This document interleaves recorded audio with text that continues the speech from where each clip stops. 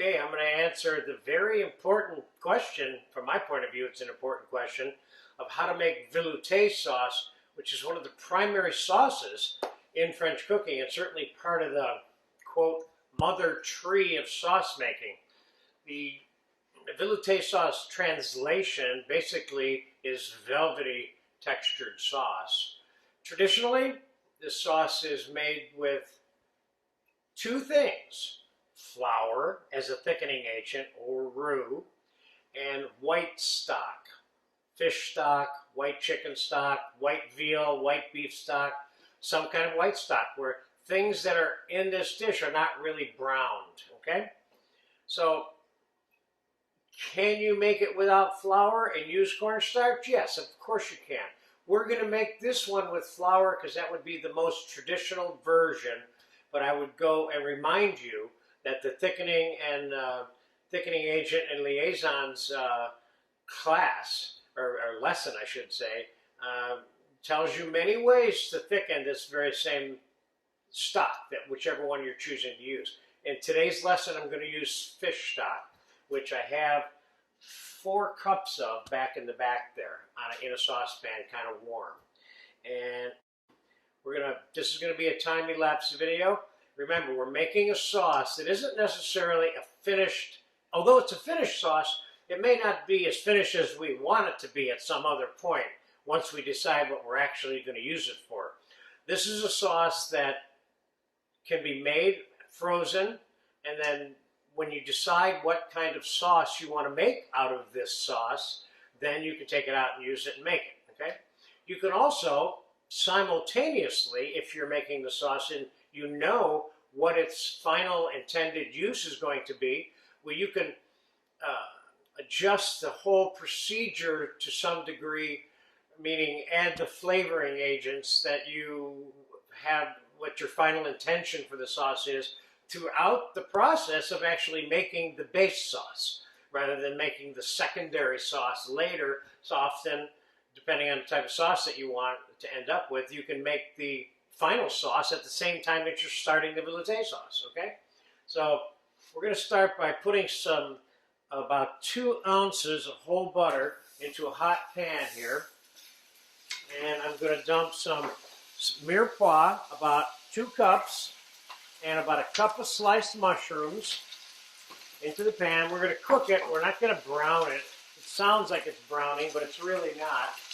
It's not going to be in here long enough to be browned. It's hard for the pan to recapture the heat that fast, which would be part of the reason. I'm going to put a little bit of thyme, dried leaf thyme, and a little bit of bay leaf. All of these ingredients are ultimately going to be strained out of this sauce completely. So what we're done is a velvety smooth sauce that coats a spoon evenly. We'll demonstrate that at the end of this video after the sauce is completed being made. So in this particular case, we're using fish stock, which is half white wine and half water. And mushroom, of course, is one of the primary ingredients for velouté sauces, whether they be chicken, fish, white beef, white veal. And so I have mushroom in here. I don't have a lot in here because I'm not even sure what I'm going to do with this sauce. If my final intention, as I pointed out to you earlier here, if my final intention is for it to be really mushroomy, well, then I'd probably put some mushrooms through a food processor now and put them into this reduction I'm about to make before we begin simmering the sauce.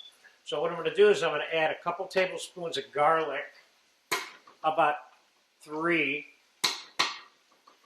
and then we're going to add about, here's where we're going to add the flour. Now traditionally you'll make some roux and add it to a sauce. In this particular case, we're going to make the roux and sauce at the same time together. So I'm going to put a little more butter in here, so I have enough butter to absorb the flour that I'm about to put in here.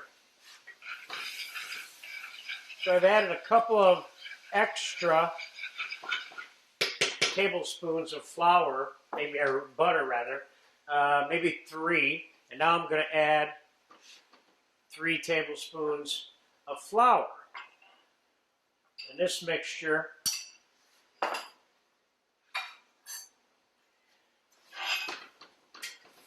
is going to come together like that in a way where it's starting to become a little pasty. All the butter that was in there that we started sauteing with and added to compensate for the additional flour has been absorbed now. Now I'm going to put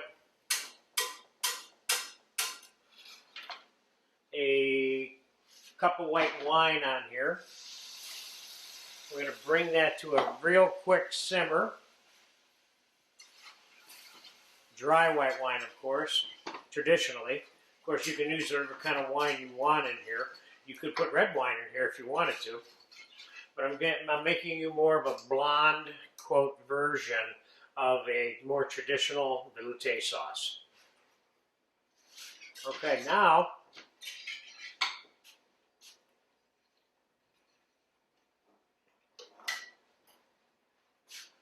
look at this thickening mass of white wine and vegetable here now. And we're going to add it to the hot quart of fish stock, keeping in mind that whatever the amount of flour is that's in this sauce, we're going to adjust the texture of this as it cooks and when it's done or about to be done, so that we can be satisfied that we have the velvety texture for the velvety sauce called the velouté. So let's get that mix, and now I'm going to put this back on the fire. This sauce, we're going to allow this to cook and simmer with the mirepoix and the mushrooms for probably a good half an hour, and maybe as long as 45 minutes. I'm going to turn this down to a low simmer. I'll put that on number 3 here. It's already starting to simmer right now when I put it back. But so we're going to time-elapse this very important video for making velouté sauce. Keep in mind, you can make all kinds of things from this finished velouté sauce. You can use this as an addition in multiple kinds of soup, with or without seafoods, mainly with seafoods though. And you certainly can add different components to this, different compound butters mixed into this, or different assorted vegetables or minced mushrooms or whatever happens to be your favorite for this particular sauce, or one of your inclinations one day to make something, which certainly would change, I would hope. So we're going to come back. It's simmering now. We're going to remove the scum from the top of this saucepan throughout the course of the time that it's cooking. See, I have this saucepan on the edge of the burner, so I'm getting turbulence on one side, forming the scum to accumulate on this side, like we do every time we make a sauce. That would be a standard way in which to cleanse the sauce of its insoluble particles that are an inherent part of the flour that goes into this sauce. Part of the reason why flour has become so unpopular, not so unpopular, but less used than it used to be, is because if you don't take the time to cleanse the sauce of all the insolubles, you end up with a thicky, murky-ish kind of pasty-ish kind of sauce, and too many cooks were making them like that without the proper skimming time involved in the cleansing of the sauce, which is what we're going to do during this 30 to 50 minute period that we're simmering in. So I'll be back when we're very close to being ready to be able to finish it. Okay? Okay, the velouté sauce has reduced about a third. We started out with a quart plus the veggies, etc. So we maybe had about 5 cups, and now we've got about 2.5, maybe 3, okay? So I'm going to show you 2 basic things about the velouté sauce and the finishing. First is the very basic velouté sauce, which is what this is right now. This is a basic velouté sauce that has not been strained. Okay, this was thickened with flour. I skimmed it a lot, like I told you I would. And now we're going to strain this. And it's a complete sauce the way it is right now, but for practical purposes, most of the time, it's used as a mother sauce to make other sauces out of. But if you season this with salt and pepper right now, you can use this sauce just as it is. And this is very good. Now, I'm going to show you why they call this, velouté sauce. The reason they call this velouté sauce is because of the texture of the sauce. See, it's smooth and velvety. See how it's the consistency that sauce should be, which is coats the plate. Now this is a flour thickened sauce, which tends to not be popular, if that's the right word, with a lot of the modern cooks today. But you'll notice that you can't tell that this is even a floured sauce. That's because of the way the sauce was skimmed and the amount of reducing time, which allowed me, the cook, to remove all the murky, I call them, insoluble particles that make the sauce appear to be gravyish, gloppyish looking. So this is a refined version of a very base sauce. And this sauce you take and make other sauces out of. This is like brown sauce, or white sauce, if you will, to make other things with. Make new additions, add port wine to it, add multiple kinds of mushrooms to it, whatever your taste happens to be. It's a big range of things in here. In the Sauce Lab Index that is part of the text work for the stock and sauce class, which is where this is, the Sauce Lab Index shows you about 5 or 6 variations of taking this sauce to other steps to make it a more complex sauce.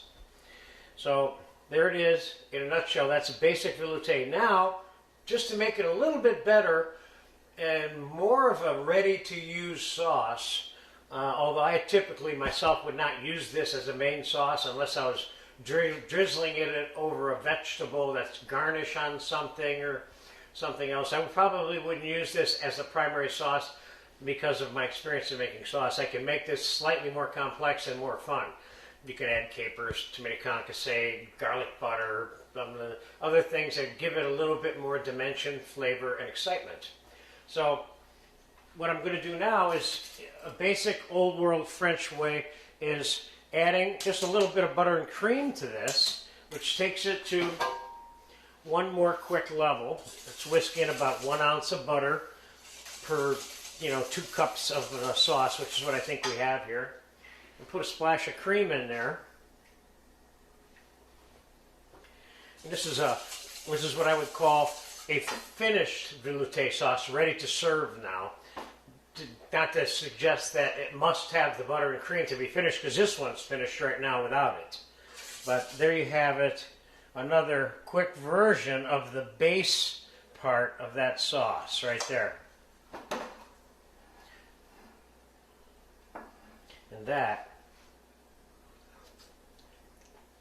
is a very good base sauce that you want to know how to make, because in the final analysis, even if you look at our how to make turkey stock for turkey gravy and sauce, that is ultimately a turkey velouté sauce, because it's also thickened with flour and reduced and has mushroom flavors and stuff added to it. In the case of the turkey, I think we put sage in it, but velouté is a velouté. You could technically you could take vegetable stock if you were making a vegan or vegetarian thing and thicken it and flavor it with mushrooms and so on and make a vegetable stock velouté.